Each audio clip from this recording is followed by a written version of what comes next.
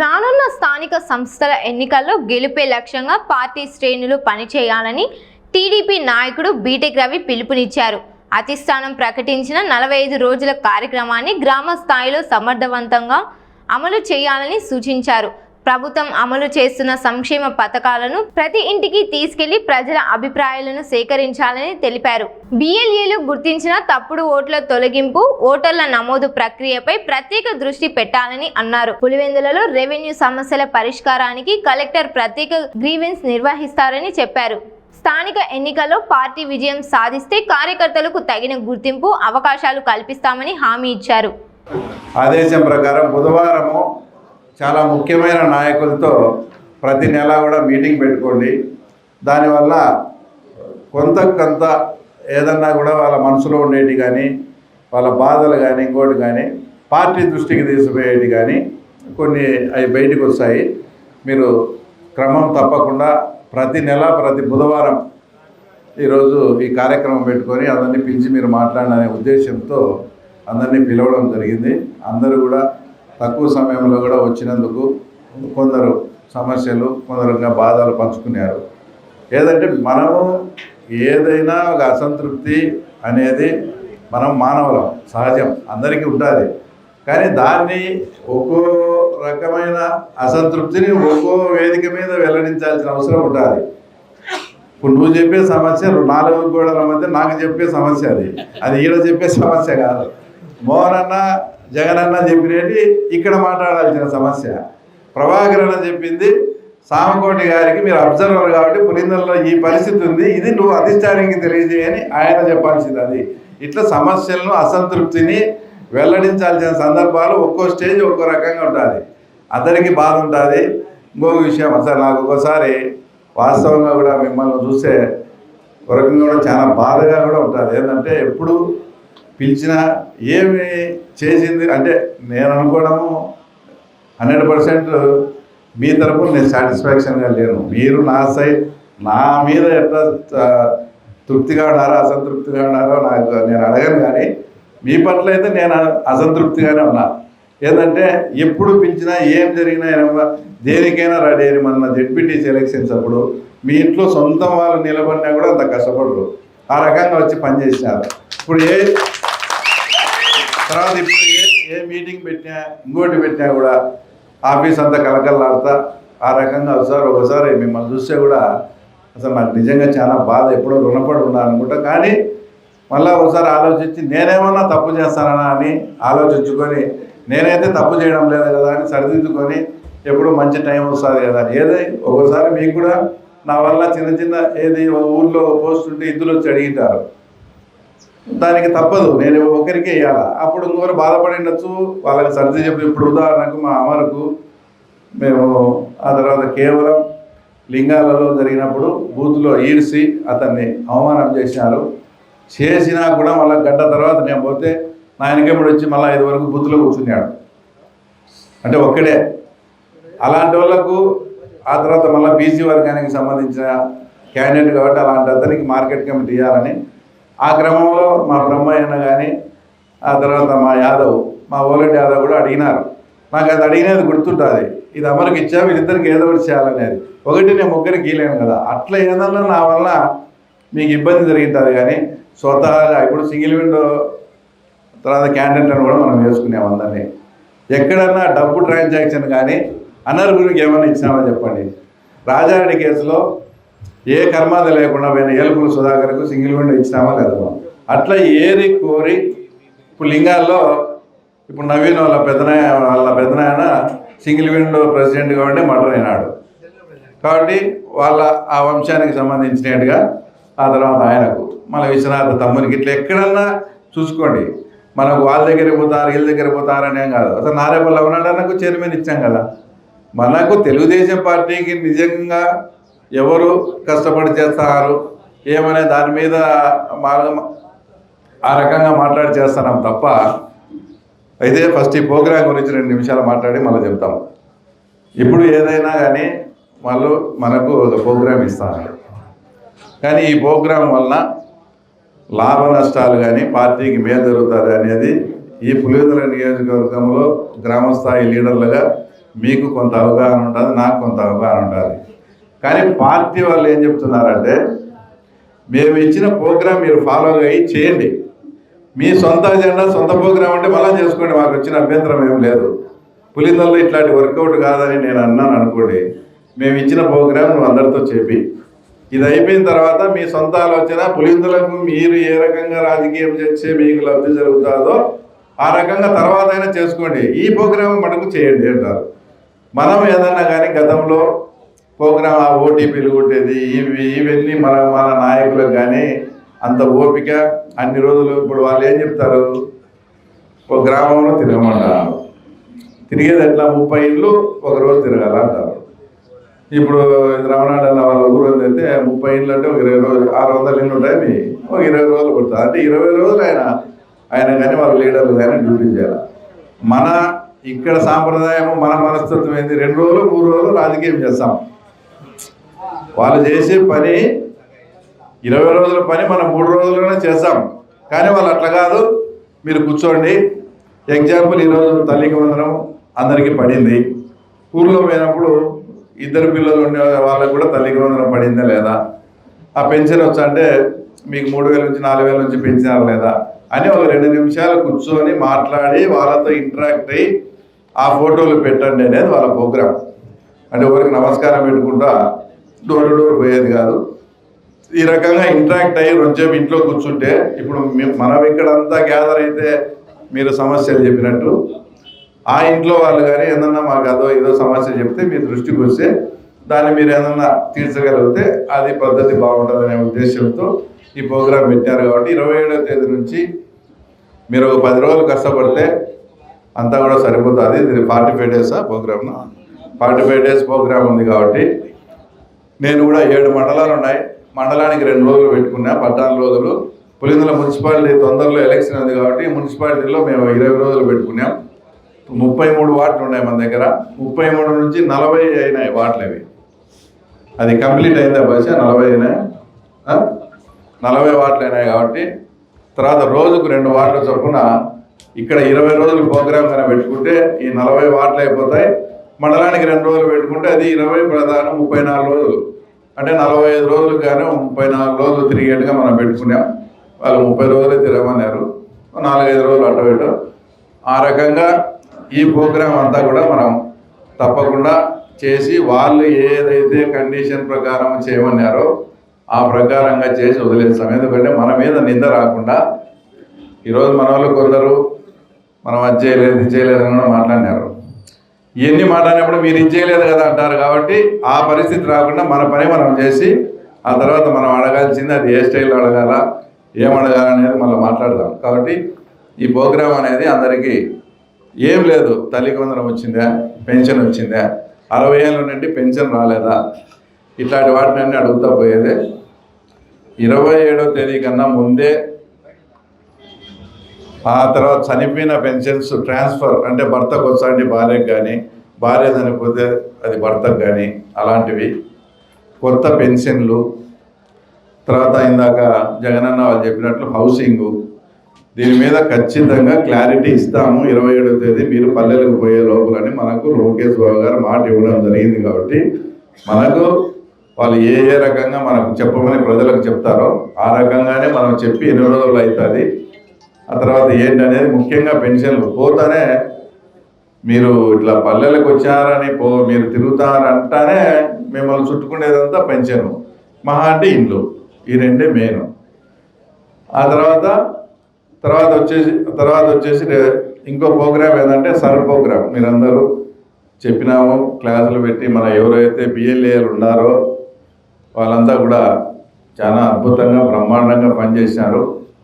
దాదాపు మన నియోజకవర్గంలో దాదాపు 30,000 ఓట్లను ఇప్పుడు చనిపోయినట్టు కానీ, డబుల్ ఎంట్రీ కానీ, అమ్మాయిలు ఉండి పెళ్ళిళ్ళు అయినట్టు అవి ఇక్కడనే వాళ్ళకి ఓటు ఉండేది. అవన్నీ కూడా దాదాపు 30 నుంచి 32,000 చేసి ఓట్లు మన పులివెందుల కాన్స్టిట్యున్సీలో ఐడెంటిఫై చేయడం జరిగింది. అంటే ఇది బోత్ పార్టీస్, అన్ని పార్టీలకు ఎవరేం అబ్జెక్షన్ చెప్పడం లేదు. ఎందుకంటే చనిపోయినవి కానీ, డబుల్ ఎంట్రీస్ కానీ ఇవి వైఎస్ఆర్ పార్టీ దిమ్మన్నారు, తర్వాత మన పార్టీ వాళ్ళు దిమ్మన్నారు. ఇంకా మీరు శ్రద్ధగా గన చేసి తర్వాత నిజంగా ఎందుకు ఇది మనం చెప్తున్నామంటే, ఇప్పుడు మీ ఊర్లో ఉంటాడు అనుకో ఆ ఓటరు, మీరు చేసే విధానము, చంద్రబాబు నాయుడు చేసే విధానము మీ పట్ల కొంచెం అట్రాక్ట్ అయ్యే పరిస్థితి ఉంటుంది. వాడు ఎక్కడో హైదరాబాద్లో ఉంటాడు, ఆ పొద్దు ఓటేని వచ్చాడు, వానికి ఊర్లో పరిస్థితి తెలియదు, ఏం తెలియదు, వానికి జగన్ అభిమానమా చంద్రబాబు అభిమానం చూసుకొని ఓటేసిపోతాడు. అట్లాంటివి మనం ఏమి ఉండాల్సిన పనిలే, అక్కడ ఓటు పెట్టి అట్లాంటి కావాలంటే తీసేయండి, నో ప్రాబ్లం. మన ఊర్లో ఉండి వాళ్ళు ఉంటే వాళ్ళకి ఈ విషయాలు తెలుస్తుంటాయి, మీరేమేమి చేసేది, చంద్రబాబు నాయుడు గారు ఏమేమి చేసేది తెలుస్తుంది. కాబట్టి వాళ్ళు పార్టీ పట్ల ఆకర్షితులు అవుతారు. అదే దూరంగా ఎక్కడో ఉండి వాడు వచ్చి ఆ రోజు ఓటు వచ్చి వాడిని ఇష్టం వచ్చినట్టు వాడు వేసిపోతాడు. కాబట్టి అలాంటి వాటి మీద కూడా కొంచెం శ్రద్ధ పెట్టండి. ప్రోగ్రామ్ కానీ ఈ ప్రోగ్రామ్ను 27వ తేదీ మనం లాంఛనంగా చేసి ఆ 7 మండలాలకు కూడా ముందే నేను డేట్లు ఇస్తాను, ఏ ఊర్లో పెట్టండి, పద్ధతి ప్రకారం నీట్గా చేసి కంప్లైంట్ లేకుండా చేసుకుందాం. తర్వాత ఇంకా ముఖ్యంగా మనకు ఉండే ప్రాబ్లం వచ్చేసి రెవెన్యూ ప్రాబ్లం. దీని మీద ఇంకా మామూలుగా అయితే మన ఆర్డీఓ గారు మెతక ఏమి చెప్పినా తిట్టినే కోరుకుంటాడు, కానీ ఆయన స్టైల్ ఆయనదే. కూర్చోబెడతాడు, కాఫీనా టీనా చెప్తాడు, పోతాడు.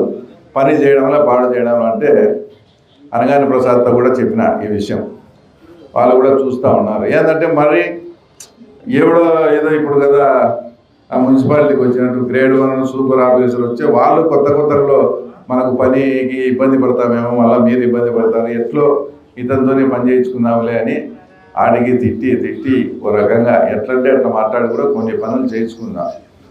దీనికి పరిష్కారమే ఏమంటే, మేము ఇప్పుడు కలెక్టర్ గారే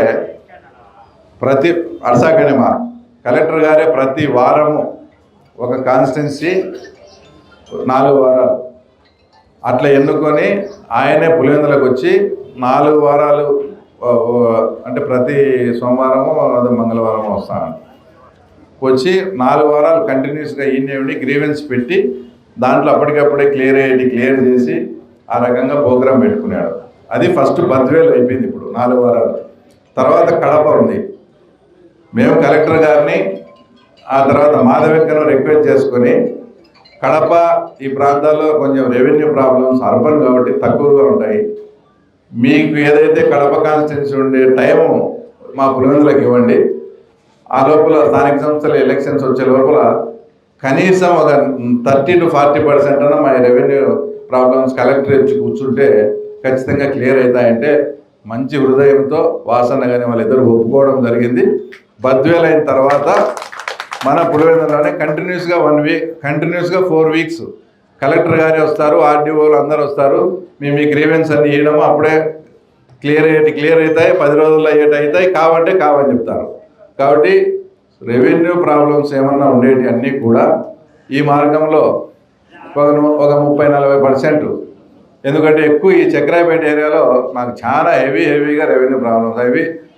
ఆ మండలం టోటల్ నియోజకవర్గం అంతా 100 గ్రామాలు అయితే చక్రాయపేట మండలం 130 గ్రామాలు, చిన్న ఈ పెద్ద అన్ని నానా రకం సమస్యలు అన్నీ ఉన్నాయి. కాబట్టి వాటి వేంపల్లిలోనే కూర్చొనైనా పెట్టాలా.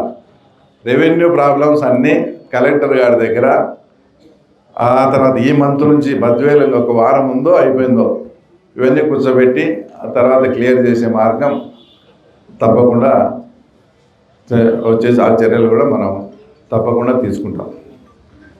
ఇంకా మామూలుగా పాలిటిక్స్కు అందరూ మాట్లాడేది వస్తే, మనము అడుక్కుంటే ఏది రాదు, మన కెపాసిటీ మన కథ చూపించాం ఆల్రెడీ, మరొకసారి ముందుంది. అంతవరకు ఇంకా ఏం జరగవు, కొంపలేం మునగవు. ఈ 2-3 నెలల్లో మనం పులివెందుల మున్సిపాలిటీ కొట్టి చూపిస్తే పదవి పవరు మన తెలుగుదేశం ఆఫీస్ కాడ ఆ గేట్ కార్డ్ నుంచి వస్తుంది ఇది. కాబట్టి దాని గురించి మన సిస్టమేటిక్గా మన ఆలోచన మనకుంది. మనమేం కింది స్థాయి నుంచి స్టెప్ బై స్టెప్ వేసుకుంటూ పైకి వచ్చాం. ఈ స్థాయికి వచ్చి ఇట్లా మిమ్మల్ని గాలికి వదిలేసి ఇట్లా కాదు, మాకు ఒక ఆలోచన ఉంది ఎట్లా అధికారం చాలా ఏమని. కానీ కొంత ఓర్పు వాళ్ళకు ఎందుకో ఆ పనుల ఒత్తిడి వలన వివిధ సందర్భాల్లో వివిధ వేదికల మీద అన్నీ చెప్తాను. అక్టోబర్లోనే ఎలక్షన్ ఉంది ముందు మున్సిపాలిటీ. దానికి కష్టపడి జెడ్పీటీసీలో ఏ రకంగా చేశామో అందరం కష్టపడి ప్లాన్డ్గా చేస్తే పవరు దానంతా గదే వస్తుంది, పదవులు దానంతా గదే వస్తాయి. కాబట్టి మనమే దాని గురించి ఆలోచించాల్సిన అవసరం లేదు. ఈ ప్రోగ్రాం వాళ్ళతో మనం అనిపించుకోకుండా తర్వాత తప్పకుండా ఈ ప్రోగ్రాం మనము చాలా పద్ధతిగా వాళ్ళు చెప్పిన గైడ్లైన్స్లోనే అయిపోతే ఈ సమస్యలన్నీ ఒకటిపోతే. ఇప్పుడు ఒక 3-4 నెలలు అయింది ఎన్ఆర్జీఎస్వై వర్కులు కానీ ఇవి కానీ అన్నీ స్టాప్ చేశారు. క్లియర్గా ఈసారి గైడెన్స్ ఇందాక వచ్చేసి మున్నిటి కూడా చెప్పినాడు, ప్రభాకర్ అన్నకు కూడా ఐడియా ఉంది. క్లియర్గా ఈసారి 6-7 వర్కుల్లే నోటిఫైడ్ వర్కులు చేసి దాంట్లో గ్రావెల్ రోడ్స్ పెట్టాలనేది కృష్ణతేజ గారు కానీ వాళ్ళు కానీ అంతా కూడా డిసైడ్ చేయడం జరిగింది. కృష్ణతేజ అంటే పంచాయతీరాజ్ కమిషనర్. కాబట్టి ఆ 6-7 వర్కుల్లో ఈసారి గ్రావెల్ రోడ్స్ కూడా ఉన్నాయి. కొంత మనం ఎంతసేపు ఉన్నా కూడా మనకేం ఇది ఇందాక చెప్పినట్లు ఎవరికి ఏం లేదు. ఇంకా మనము వాస్తవంగా అంటే గొప్ప చెప్పుకోవడం కాదు, కానీ మనకేదో కొంత పోలీస్ డిపార్ట్మెంట్లో కానీ కొంత వేరే విషయాలు కానీ మన కాన్స్టిట్యున్సీ వాళ్ళు చాలా బాగుంటారు. మిగతా వాళ్ళకి ఈ స్వేచ్ఛ కూడా లేదు. మనకేదో డిఐజీ సార్ అందరూ పులిందల్లో ప్రత్యేకంగా చూస్తున్నాడు కాబట్టి మనకు కావాల్సిన ఆఫీసర్లు వచ్చారు పోతారు. కొంచెం మీ గౌరవం అది మరీ ఇబ్బంది పడకుండా స్టేషన్ దగ్గర మనకు అవమానం జరిగిందని వాళ్ళు ఎవరైనా ఉన్నారా చెప్పండి? ఎవరైనా ఉన్నారా? అవన్నీ చూస్తాను, కానీ మీరు ఆశించిన మేరకు అది జరగడం లేదనేది నాకే తెలుసు. మీరు చెప్పాల్సిన పనిలే. ఎందుకంటే మేము చిన్నప్పటి నుంచి రాజకీయాలు ఉన్నాం, అధికారం వచ్చేసరి పులిందలు ఏం చేయాలి ఎట్లా చేయాలని మాకు ఒక ఆలోచన ఉంది. ఆ ఆలోచనకు తగ్గట్లు మనకు కూడా ఇంకా పైనుంచి సహకారం వస్తే ఇంకా బ్రహ్మాండంగా చేస్తామనే విషయం వాళ్ళు గుర్తించడం లేదని బాధ తప్ప వేరే విషయం ఏం కాదు. మనకు ఇంకా స్పీడ్ చేయమంటే ఇంకా స్పీడ్ చేస్తాం, వాళ్ళని ఇంకా ఇబ్బంది పెడతాం. తర్వాత ఎందుకంటే ప్రత్యర్థి అనేవాడు మనకు చాలా బలవంతుడు. వేరే వాళ్ళు మా ఫ్రెండ్స్ స్నేహితులు కూడా చాలామంది నువ్వు ఆ నియోజకవర్గంలో ఉండినా వేరే సాట ఏంటి ఎమ్మెల్యే అయిందంటే కూడా 175 నియోజకవర్గాల్లో 175 మంది ఎమ్మెల్యే పేర్లు మీరు చెప్పగలరా? బీటెక్ రవి అంటే ఈరోజు అందరికీ తెలుసు. అది మా పులివెందుల ప్రత్యేకత.